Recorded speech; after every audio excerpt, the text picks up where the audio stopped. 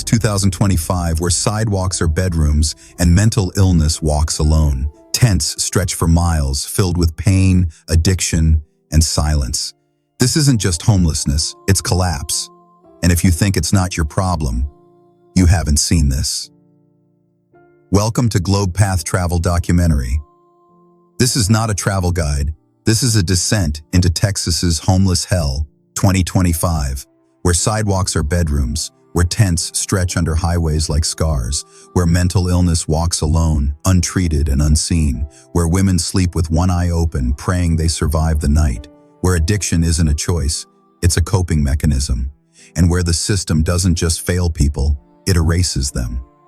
You're about to witness the raw truth behind America's most ignored crisis. No filters, no sugarcoating, just pain, survival, and the voices we refuse to hear. Don't skip this video. Every second matters. Every story deserves to be seen. Like, subscribe, and share, because silence helps no one. And when it ends, leave a comment. Even one line. Your voice could be the start of someone else's hope. Heatwave survival, burning streets, and no escape. Texas isn't just hot in the summer, it's lethal. In 2025, heat waves have become longer, harsher, and more unforgiving. Temperatures regularly soar past 110 degrees, turning sidewalks into frying pans and city blocks into death traps. For the homeless, there is no escape, no air conditioning, no shade, no cold water, just the sun, the sweat, and the slow burn of being forgotten. The pavement gets so hot it can blister skin through shoes. People sleep on cardboard, plastic sheets, or bare concrete, anything that might insulate them from the heat. But nothing works. Dehydration sets in fast. Lips crack, eyes burn, skin peels. Heat stroke creeps in silently, causing confusion, vomiting, and collapse. Outreach workers in Dallas reported multiple heat-related deaths in a single week, and those are just the ones that were found. Public fountains are locked. Cooling centers are either overcrowded or impossible to reach without transportation. Some shelters offer temporary relief, but many are full or require ID, sobriety, or registration, barriers that exclude the most vulnerable. In Houston, outreach teams distribute bottled water, cooling towels, and sunscreen, but demand far outweighs supply. And when the sun is relentless, even a bottle of water becomes a lifeline. The Environmental Protection Agency confirms that heat is the leading cause of weather-related deaths in the U.S. And for the unsheltered, the risk is exponentially higher. They don't just endure the heat, they absorb it. Their bodies become battlegrounds. Their minds begin to unravel. Mental illness worsens under extreme conditions. Hallucinations, paranoia, and emotional instability spike. People wander aimlessly, collapse in alleyways, or lash out in desperation. In Austin, tents line the underpasses like scars. Inside, people lie motionless, trying to conserve energy. Some wrap themselves in wet towels. Others use trash bags to block the sun. One man was found unconscious beside a dumpster, his skin blistered, his water bottle empty. He didn't make it. And it's not just the cities. Rural homelessness in Texas is rising fast. People camp in fields, forests, and roadside ditches, far from any aid, invisible to outreach teams. When the heat hits, they're stranded. No one sees them, no one counts them, and no one comes. This isn't just a weather event, it's a humanitarian failure. Climate change is accelerating, and the systems meant to protect people, housing, healthcare, emergency response, are collapsing under the pressure. The homeless aren't just vulnerable, they're being erased. Every summer day is a survival test. Every degree above 100 degrees is a threat, and every person left to suffer in that heat is a reminder that homelessness isn't just about shelter, it's about dignity, safety, and the right to live. Tent cities and urban isolation. In 2025, Texas's urban landscape has transformed. Beneath the towering highways, behind strip malls, and along the edges of riverbanks, entire tent cities have emerged. Makeshift communities built from tarps, blankets, shopping carts, and survival instinct.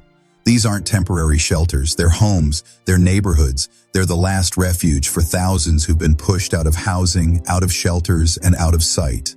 Encampments stretch for blocks in cities like Austin, Dallas, and San Antonio.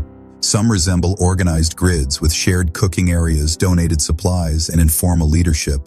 Others are chaotic clusters thrown together overnight after a police sweep or eviction. But no matter how they look, they all share one thing: fragility. These communities are born out of necessity, but they live under constant threat. City ordinances criminalize public camping. Police raids come without warning. Bulldozers roll in. Tents are slashed. Belongings are trashed. Medications, IDs, family photos, gone in minutes.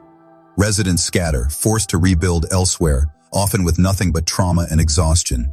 In Dallas, a tent city under I-45 was cleared in 2022, and by 2025, similar sweeps have become routine. The message is clear: survive, but not here. Public complaints drive policy. Residents near encampments report discomfort, fear, and declining property values. Politicians respond with bans, fines, and forced removals. Senate Bill 241, introduced in 2025, aimed to punish cities that didn't aggressively clear camps. Though the bill was withdrawn, its intent reflects a growing trend, treating homelessness as a nuisance, not a crisis. And yet, within these camps, something rare exists: connection. People share food, protect each other, and form bonds that shelters often fail to provide. A woman watches over her neighbor's tea, and while he searches for work, a veteran helps a teenager navigate street life. A man with schizophrenia is cared for by those who understand his silence. These aren't just encampments, they're survival networks. But isolation runs deep. These communities are cut off from healthcare, employment, and basic services. Outreach teams struggle to keep up. Mental illness goes untreated. Addiction worsens. And the constant threat of displacement makes stability impossible. Residents live in fear, not just of violence or overdose, but of being erased overnight. Tent cities are not the problem. They are the symptom.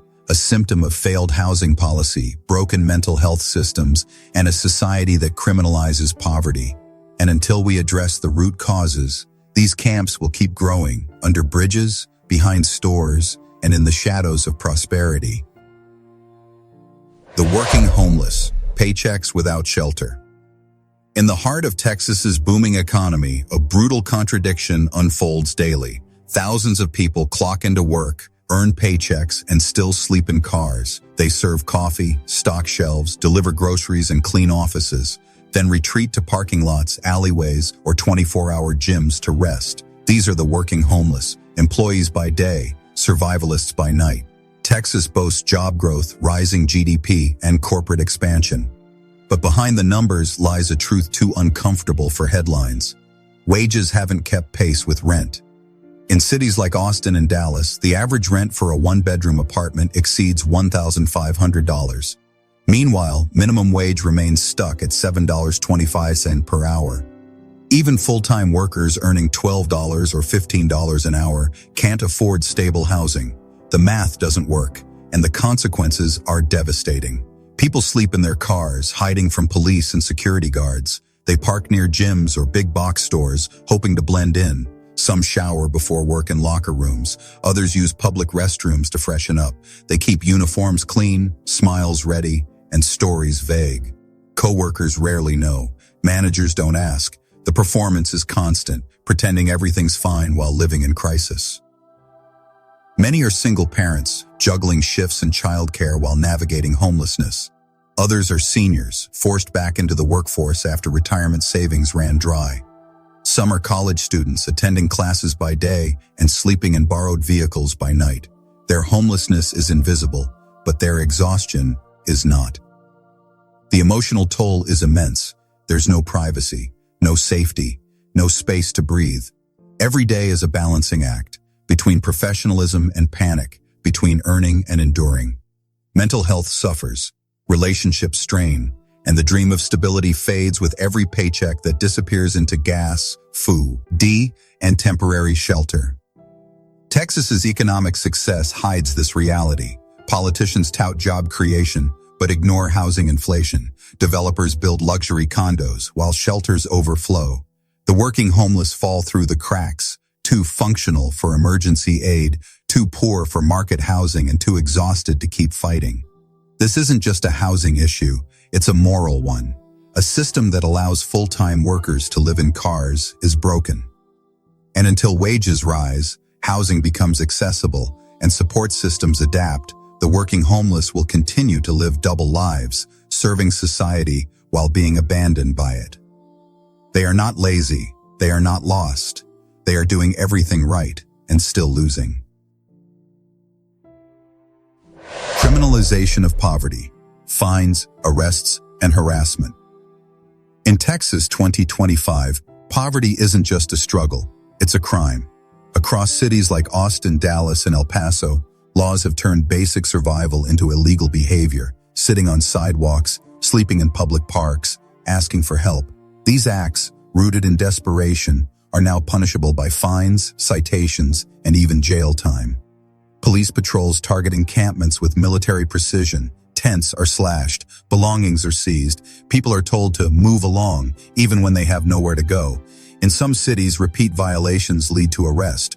A person sleeping under a bridge can be ticketed, fined, and eventually jailed, not for violence, not for theft, but for existing in public while poor. The consequences are devastating. Citations pile up, creating legal records that make it harder to apply for jobs, housing, or benefits. A $200 fine for public camping becomes a warrant when unpaid. That warrant becomes a barrier to employment. That barrier becomes a cycle. Poverty becomes a trap, reinforced by the very system that claims to offer justice. After the 2024 Supreme Court ruling in City of Grants Pass vs. Johnson, cities were given broader authority to criminalize homelessness through local ordinances. The decision allowed municipalities to fine and jail individuals for sleeping in public spaces, even when no shelter beds were available. Advocates warned this would escalate the crisis, and they were right. In Houston, a man was arrested 3 times in 1 month for sleeping near a bus stop. Each time he lost his belongings. Each time he was released with more debt. In Austin, a woman was fined for panhandling while trying to raise money for insulin. Her citation made her ineligible for a housing voucher. These aren't isolated cases, they're systemic failures. The criminalization of poverty doesn't reduce homelessness. It deepens it. It pushes people further from stability, further from recovery, and further from hope. It wastes public resources on punishment instead of solutions. And it sends a message.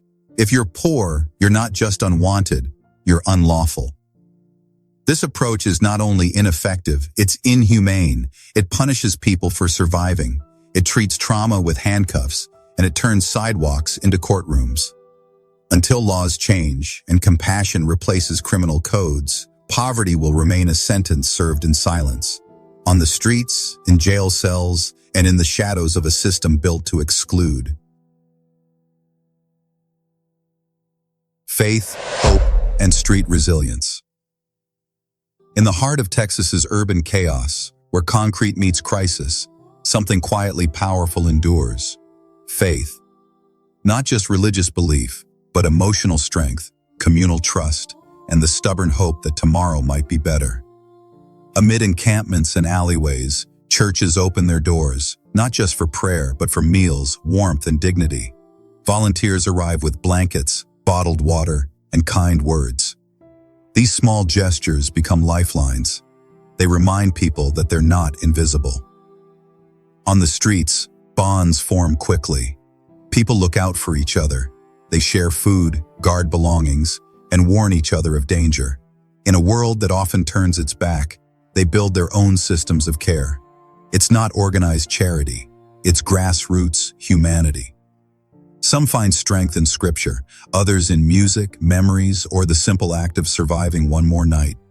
Faith takes many forms: a mother shielding her child from the cold, a man offering his last sandwich to someone hungrier, a group gathering under a bridge to sing, talk, and feel human again. This resilience isn't romantic, it's raw. It's forged in hardship, not comfort, but it's real. And in the darkest corners of the city, it shines brighter than any streetlight. Because this isn't just survival, it's a quiet rebellion against despair. It's humanity refusing to disappear. Youth on the edge, runaways and forgotten teens. Across Texas, a silent crisis is growing, one that rarely makes headlines. Thousands of young people are living without homes, without families, and without support. They are runaways escaping conflict, LGBTQ+ teens rejected by those meant to protect them, and foster youth who aged out of the system with nowhere to go. They sleep in parks, crash in abandoned buildings, or stay with strangers, trading safety for shelter. Some avoid adult shelters entirely, fearing the same abuse or exploitation they fled in the first place. Others drift between couch surfing and street survival, invisible to the public and overlooked by policy. Without identification, legal guardianship, or access to basic services, these teens fall through every crack. They can't apply for jobs. They can't enroll in school. They can't access healthcare.